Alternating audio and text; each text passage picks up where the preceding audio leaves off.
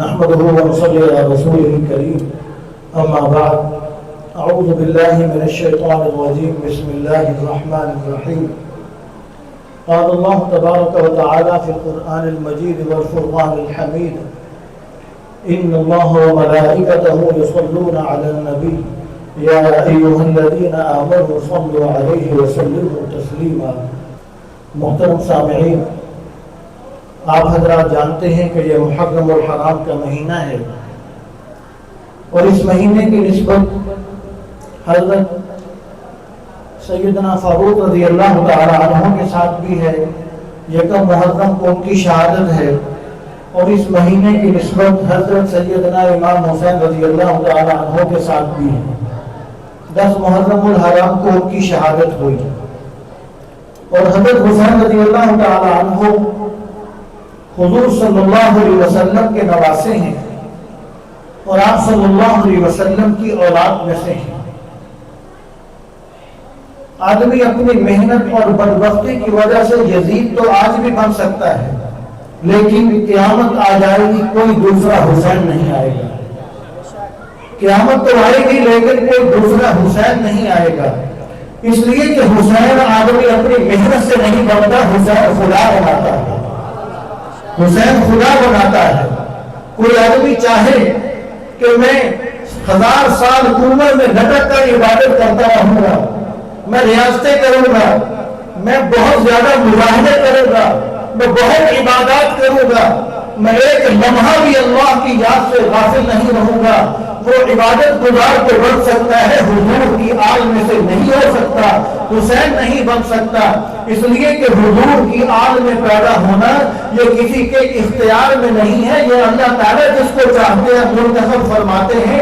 اس لیے کہا جاتا ہے کہ یزید آج بھی بنتے ہیں بڑی محنت سے لوگ، اور حسین خود نہیں بنتا، خدا بناتا ہے۔ حسین رضی اللہ تعالی عنہ کو اللہ تبارک و تعالیٰ نے چن کر نبی کریم رحمت دو عالم صلی اللہ علیہ وسلم کے خاندان میں پیدا فرمایا اور حضور کے نواسہ بنایا۔ اور حضرت حسین رضی اللہ تعالی عنہ جب پیدا ہوئے، آج ہمارے محلے میں کوئی بچہ پیدا ہوتا ہے تو دیکھا جاتا ہے کہ کسی بزرگ کو بلایا جائے تاکہ اس کو گھٹی دی جائے، اے حسین تیری عظمت کو ہم سلام پیش کرتے ہیں کہ جب تو پیدا ہوا تو گھٹی دینے کی باری آئی۔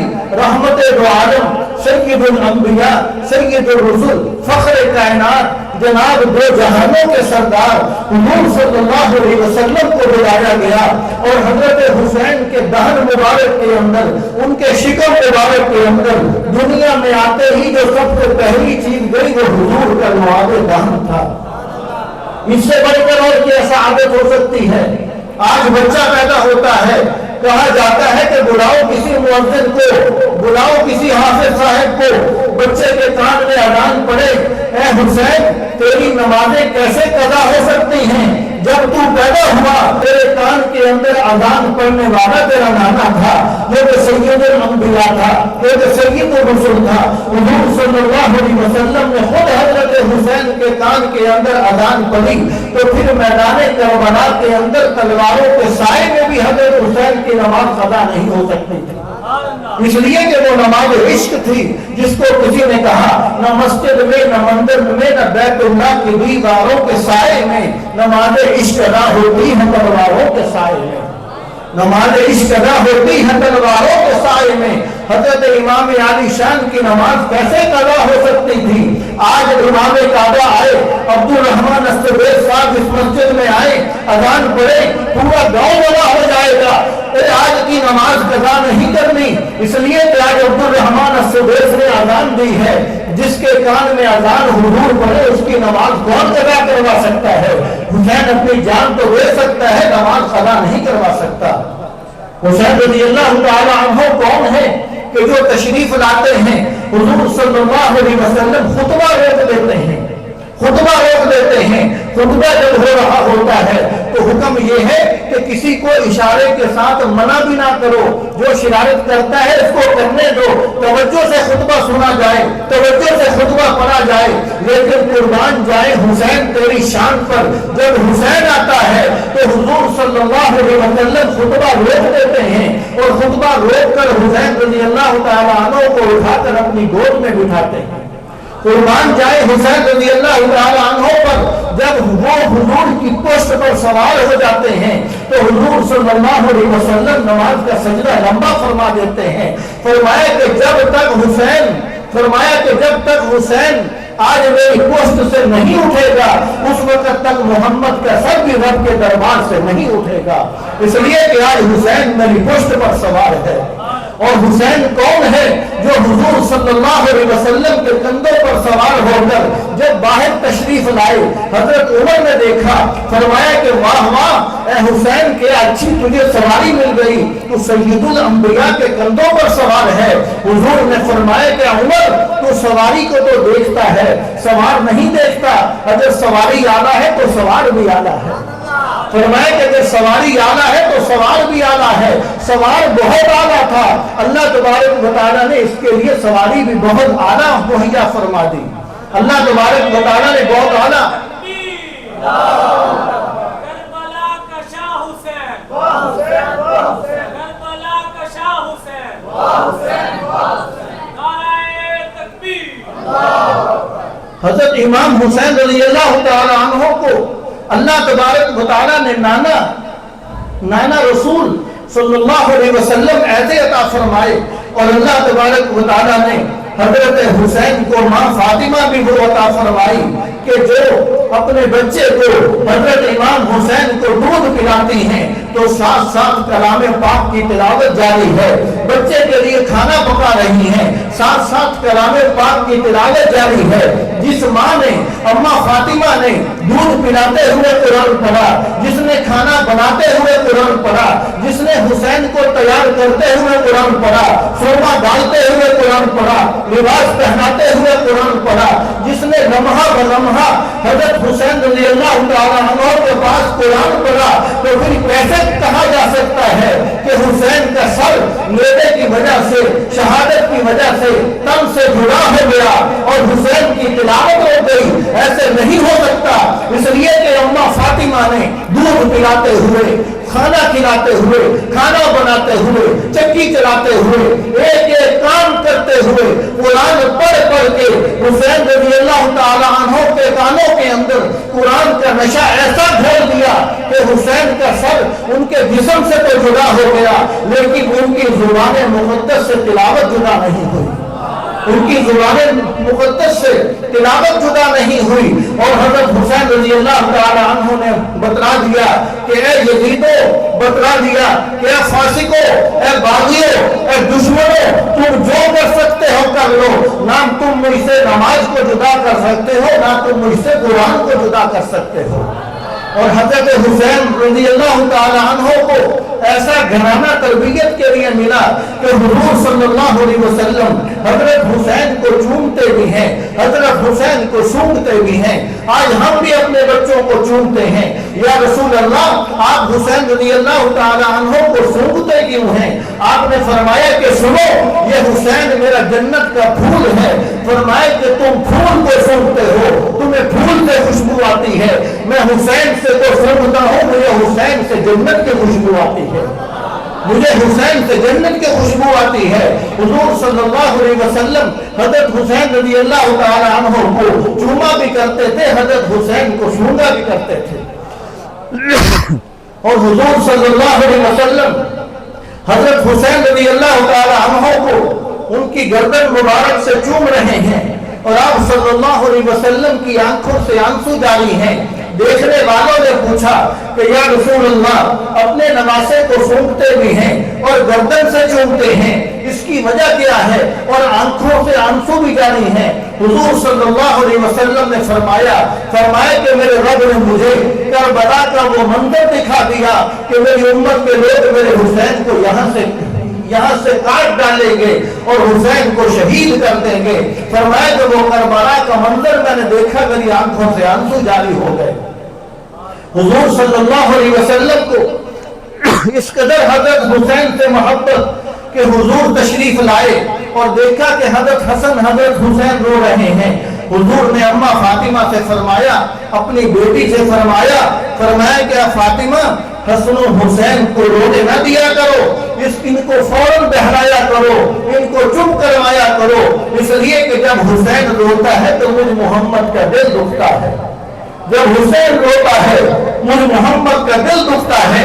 यकीनन मैदान करबला के अंदर जब इमाम आली शान पर जुल्म और सितम किया होगा, हुजूर सल्लल्लाहु अलैहि वसल्लम का गुंबद खजरा के अंदर दिल दुखा होगा। और हजरत हुसैन रज़ियल्लाहु ताला अन्हु से सिर्फ हुजूर को नहीं, हुजूर से सहाबाए कराम ने प्यार सीखा कि अहले बैत से प्यार करना है। हजरत उमर ने सीखा, तमाम सहाबा ने सीखा, सारे सहाबा ने हुजूर से सीख कर हुसैन से प्यार किया। देखिए हजरत हुसैन तशरीफ ला रहे हैं, कहीं जनाजा पढ़ के आ रहे हैं और हजरत हुसैन के पांव मिट्टी से भरे हुए हैं, तो हजरत हुसैन के नालान पैर मिट्टी से भरे हुए हैं। हजरत अबू हुरैरा रज़ियल्लाहु ताला अन्हु ने देखा, जो कि बूढ़े हो चुके हैं, बुजुर्ग हो चुके हैं, इतनी ज्यादा हदीसों के हाफिज हैं, सहाबाए कराम के अंदर शाहुल हदीस हैं, उनका बहुत बड़ा मकाम है। जब देखा कि हजरत हुसैन कहीं सफर से आ रहे हैं और उनके पांव गर्द आलूद हो चुके हैं, अपना इमामा मुबारक उतारा, अपना रुमाल मुबारक उतारा और हजरत हुसैन के पांव झाड़ने लगे। हजरत हुसैन ने कहा कि ऐ बुजुर्गो, ऐ मुहतरम, ऐ बूढ़े बुजुर्गो, ये क्या करते हो? देखने वाले लोग क्या कहेंगे कि हुसैन बूढ़ों से, बड़ों से, सफेद दाढ़ी वालों से पांव साफ करवाता है। हजरत अबू हुरैरा रज़ियल्लाहु ताला अन्हु का जवाब सुनिए, फरमाया कि लोग जो कहते हैं लोगों को कहने दो, मैं इन आंखों का क्या करूं? मेरी आंखों ने इन कदमों को हुजूर के सीने पर लगते देखा है, मेरी आंखों ने इन कदमों को हुजूर के पेट पर देखा है, हुजूर के रानों पर देखा है, हुजूर की पिटलियों पर देखा है, हुजूर के कंधों पर देखा है, हुजूर के सर मुबारक पर देखा है, हुजूर के पूरे वजूद के ऊपर ये पांव लगा करते थे। हुजूर के ऊपर हजरत हुसैन जगह जगह आकर बैठा करते थे, लाड प्यार करते थे। जिन कदमों ने हुजूर का पूरा वजूद छुआ है, आज उन कदमों को मैं अपने इमामों से न झाड़ू तो और क्या करूं? फरमाया कि लोगों को क्या पता, लोग जो कहने दो, लोग जो कहते हैं कहने दो, मैं इन आंखों का और कुछ नहीं कर सकता। और हजरत उमर रज़ियल्लाहु ताला अन्हु को देखिए, आज लोग ये फितना पैदा करते हैं, इमाम हुसैन अली शान का नाम लेकर हजरत उमर की शान में गुस्ताखियां, सहाबाए किराम की शान में गुस्ताखियां करते हैं। और देखिए सहाबाए किराम का आपस में मोहब्बत देखिए, आपस में प्यार देखिए कि एक मर्तबा हजरत उमर रज़ियल्लाहु ताला अन्हु के बेटे आए, हजरत अब्दुल्ला आए और आकर फरमाने लगे कि ए अब्बा जान, ए उमर रज़ियल्लाहु ताला अन्हु, ए अमीरुल मोमिनीन, हजरत हुसैन रज़ियल्लाहु ताला अन्हु बात फरमा रहे थे साथियों में। हजरत हुसैन ने ये कहा है कि उमर मेरा गुलाम है, हजरत हुसैन ने कहा है कि उमर मेरा गुलाम है। बेटे ने आकर बाप तक बात पहुंचाई, हजरत उमर एकदम मुतवज्जे हुए, फरमाया क्या वाकईतन इमाम हुसैन ने ये कहा है? फरमाया कि हाँ यकीनन ये कहा है।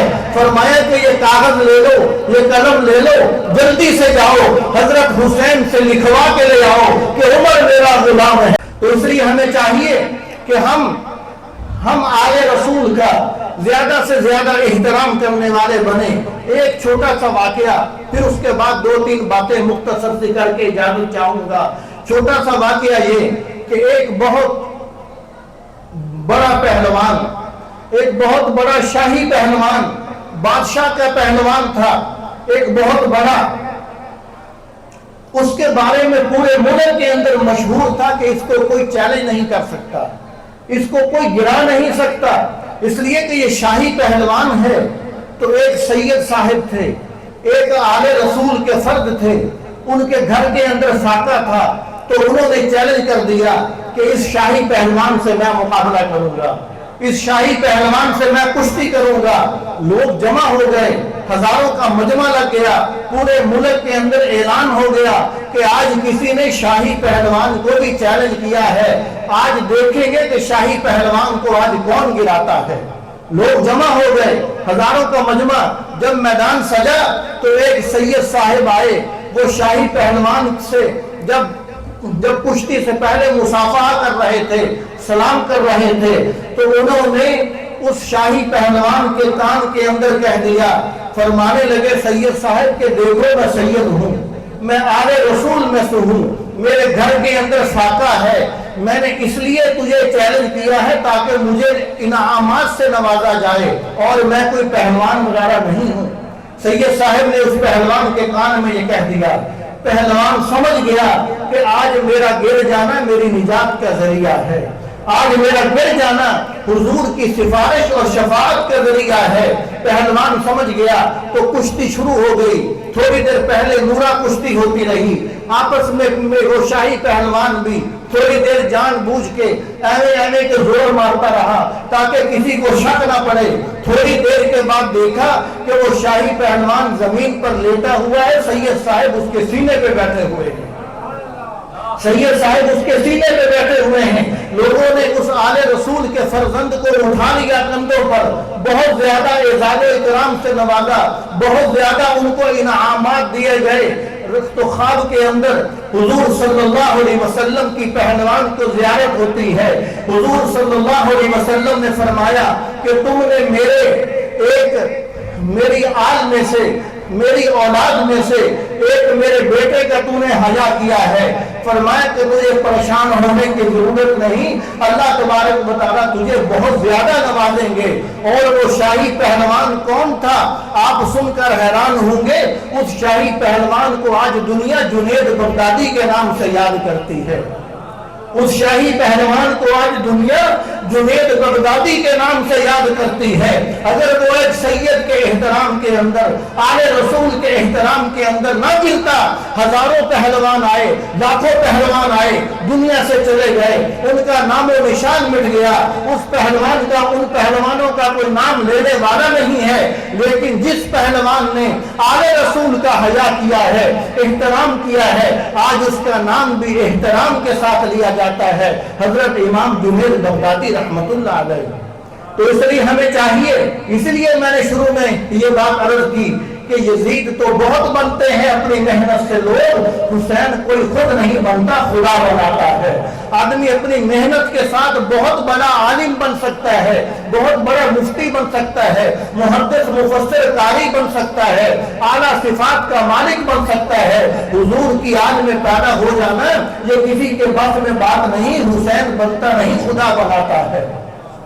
और आखिरी बात ये कि हजरत हुसैन रज़ी अल्लाह तआला अन्हु के जो दुश्मन हैं, हजरत हुसैन रज़ी अल्लाह तआला अन्हु की जो तौहीन करने वाले हैं, बस आखिरी 1-2-3 मिनट में बात कि जो हजरत हुसैन रज़ी अल्लाह तआला अन्हु की, हजरत अली रज़ी अल्लाह तआला अन्हु की, हजरत फातिमा रज़ी अल्लाह तआला अन्हा की, अहले बैत की जो तौहीन करने वाले हैं, उनके साथ ताल्लुक रखना चाहिए या बाइकाट करना चाहिए। जो अहले बैत के गुस्ताख हैं, हजरत इमाम हुसैन के गुस्ताख हैं, हजरत फातिमा के गुस्ताख हैं, हजरत अली के गुस्ताख हैं, उनके साथ वो मुसलमान नहीं है, वो मुसलमान नहीं है। अगर किसी मुसलमान का उनके साथ निकाह हो जाए तो वो निकाह नहीं होता, वो जिना हो रहा है। सब साथी कहें, अगर किसी मुसलमान का ऐसे फर्द के साथ निकाह हो जाए जो हजरत हुसैन की तौहीन करता है, अहले बैत की तौहीन करता है, वो निकाह नहीं है, वो जिना हो रहा है। इसलिए जो भी हजरत हुसैन की, अहले बैत की तौहीन करने वाले हैं वो मुसलमान नहीं है, उनके साथ निकाह नहीं हो सकता, वो निकाह नहीं है, वो जिना है। अब आप सोचेंगे कि ये किसकी बात हो रही है? ये मिर्जा गुलाम कादियानी की बात हो रही है। ये मिर्जा गुलाम कादियानी की बात हो रही है जिसने अहले बैत की तौहीनें की हैं, अहले बैत की तौहीनें की हैं। हमारे गांव के अंदर भी एक लड़की ऐसे कादियानी मौजूद है।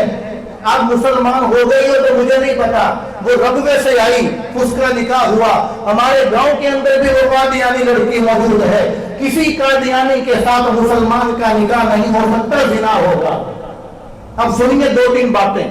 एक बात ये, मिर्जा गुलाम कादियानी अपनी किताब के अंदर लिखता है, एक हवाला भी गलत हो, चौक के अंदर मेरी सजा गोली होगी। मिर्जा कादियानी अपनी किताब के अंदर लिखता है कि मैं हुसैन से बेहतर हूँ, खुदा इस बात को अनकरीब जाहिर कर देगा।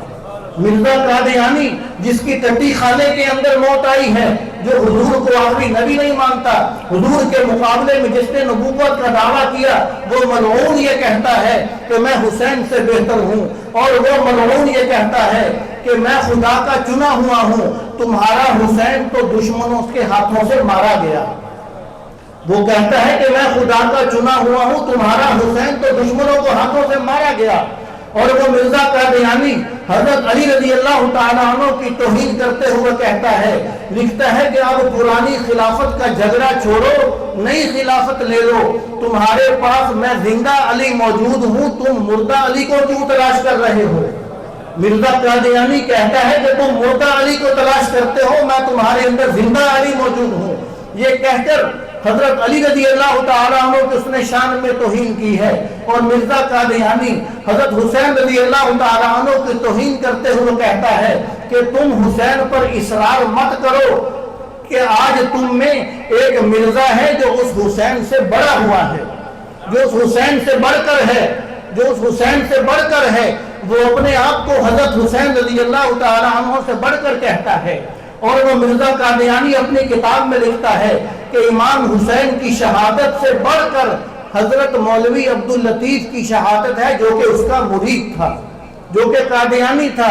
مولوی عبداللطیف جو قادیانی مرزائی تھا، اس کو نبی ماننے والا تھا، کہتا ہے کہ اس کی شہادت حضرت حسین کی شہادت سے بڑھ کر ہے۔ حضرت حسین رضی اللہ تعالیٰ عنہ کی توہین کر رہا ہے۔ تو ایسے قادیانی، اور وہ مرزا قادیانی یہ کہتا ہے، اپنی کتاب کے اندر لکھتا ہے، وہ یہ لکھتا ہے کہ میں نے بیداری کی حالت میں اس بات کو دیکھا کہ حضرت فاطمہ آئیں اور میری ران کے اوپر سر رکھ کر لیٹ گئی۔ یہ کتنی توہین ہے حضرت فاطمہ رضی اللہ تعالیٰ عنہ کی۔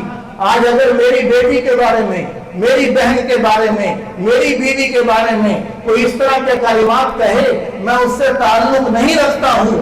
جو مرزا قادیانی حضور کی بیٹی کے بارے میں، کون فاطمہ، جو قیامت کے دن میدان حشر میں آئے گی، اور قیامت کے دن اعلان ہوگا کہ حشر والوں اپنی نگاہیں نیچی کر لو، محمد کی بیٹی فاطمہ آ رہی ہے۔ جو قیامت کے دن حشر میں اعلان ہوگا کہ حشر والوں اپنی نظریں جھکا لو، شرم اور حیا کی وجہ سے محمد کی بیٹی فاطمہ آ رہی ہے۔ اس فاطمہ رضی اللہ تعالی عنہ کے بارے میں مرزا ملعون اپنی کتاب میں لکھتا ہے کہ وہ میری ران کے اوپر سر رکھ کر لیٹ گئی۔ اور مرزا قادیانی حضرت ابوبکر اور عمر رضی اللہ تعالی عنہ کے بارے میں، عنہما کے بارے میں اپنی کتاب میں لکھتا ہے کہ وہ تو میری جوتیوں کے تسمے کھولنے کے لائق ہیں۔ اور بھی اس نے بہت ساری گستاخیاں کی ہیں۔ تو لہذا ہمیں چاہیے کہ جہاں مرزائی قادیانی کا لفظ آ جائے، مسلمان کو یہ بات زیبا نہیں دیتی کہ اس کے ساتھ تعلق رکھے، اس سے بائیکاٹ کرنا چاہیے، خود بھی بچنا چاہیے، اپنی نسلوں کو بھی بچانا چاہیے، رشتہ داریوں کا خیال کوئی نہیں کرنا چاہیے۔ ہماری سب سے پہلی رشتہ داری حضور کے ساتھ ہے، گنبد خضرا کے ساتھ ہے۔ ہمارے علاقے والا، ہمارے دیہات والا، ہمارا رشتہ دار، ہمارا محلے والا، ہمارا تعلق والا پہلے گنبد خضرا والا ہوگا، بعد میں کوئی اور ہوگا، بعد میں کوئی اور ہوگا۔ ہم نہ گاؤں کو دیکھیں گے، نہ علاقے کو، نہ برادری کو، کسی بات کو نہیں دیکھیں گے۔ اگر دیکھیں گے تو رحمت دو عالم صلی اللہ علیہ وسلم کو دیکھیں گے۔ تو اس لیے سب ساتھی اس بات پر پختہ یقین رکھیں کہ کوئی بھی مرزائی قادیانی کے ساتھ ہمارا تعلق نہیں ہوگا، اس کی مصنوعات شیطان وغیرہ ہم استعمال نہیں کریں گے۔ اور وہ لڑکی اگر اس گاؤں کے اندر اب بھی موجود ہے تو اس گھر کا بائیکاٹ کرنا چاہیے، ان کو سمجھانا چاہیے، ان سے سلام کلام ختم کر دینا چاہیے جب تک اس لڑکی کو واپس نہیں کر دیا جاتا ہے، اس لیے کہ اس کے ساتھ نکاح نہیں ہے، زنا ہو رہا ہے۔ میں نے پہلے کہہ دیا، کسی مسلمان کا کافرہ عورت کے ساتھ نکاح ہو ہی نہیں سکتا۔ کسی مسلمان کا کافرہ عورت کے ساتھ نکاح نہیں ہو سکتا۔ ہمیں یہ بات سمجھنی چاہیے۔ اور ہمیں یہ دھوکہ دیا جاتا ہے کہ جی وہ تو قرآن بھی پڑھتی ہے، وہ تو کلمہ بھی پڑھتی ہے، وہ تو ہماری طرح نماز پڑھتی ہے۔ اس کو ہم نے کافر اس لیے نہیں کہا کہ وہ قرآن پڑھتی ہے، وہ نماز پڑھتی ہے، وہ کلمہ پڑھتی ہے۔ اس کو کافر اس لیے کہا کہ وہ حضور کو آخری نبی نہیں مانتی، وہ مرزے پہ لعنت نہیں بھیجتی، وہ مرزے کہنے پر لعنت نہیں بھیجتی۔ مرزے کانے پر لعنت بھیجے، حضور صلی اللہ علیہ وسلم کو آخری نبی مانے، میں صرف اپنی نہیں تمام جہانوں کی پگڑیاں اتار کر اس کے پاؤں میں رکھنے کے لیے تیار ہوں۔ تو اس لیے ہمیں ہمارا کسی کے ساتھ تعلق محبت حضور کی وجہ سے، اگر تعلق ختم بائیکاٹ وغیرہ تو وہ بھی حضور کی وجہ سے۔ سب ساتھی اس بات کی کوشش فرمائیں، اپنے علاقے کے اندر ختم نبوت کی سب ساتھی محنت فرمائیں، سب ساتھی محنت فرمائیں گے نا جی، اور اس بات کی بھی کوشش کریں ہمارے پڑوس کے اندر 66 جی ڈی کے ساتھ مرغیوں کا کافی رقبہ ہے، اس بات کی بھی کوشش کریں کہ اگر آپ کے جاننے والے کو رقبہ کاشت کرتے ہیں تو کوشش کی جائے کہ مرغیوں کے رقبے کو بھی چھوڑا جائے، ان کے ساتھ ادنا تعلق بھی حضور سے دور کرتا ہے، مرزائیوں سے ادنا تعلق بھی حضور سے دور کرتا ہے، وہ تعلق جو ہمیں حضور سے دور کر دے اس تعلق کو ہم جوتے کی نوک پر رکھیں گے، ہمیں حضور عزیز ہے، اس سے بڑھ کر اور کوئی عزیز نہیں۔ دعا ہے کہ اللہ تعالی ہم سب کو عمل کی توفیق عطا فرمائے۔